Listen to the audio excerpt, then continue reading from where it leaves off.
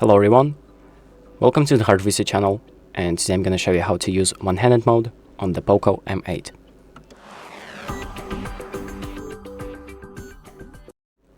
So if you're holding your phone like this with one hand, sometimes it's difficult to reach the upper part of the screen. So for example, my hand just cannot reach the top. I have to do a weird action to actually access it. But there is an option to make one-handed usage easier. And to enable that option, the first thing that we're going to do is open up the settings. Then we're going to scroll down to additional settings and tap on one-handed mode. Here we're going to enable that option.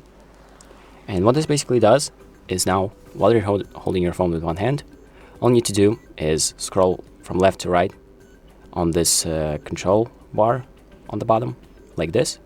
As you can see, it opens up one-handed mode.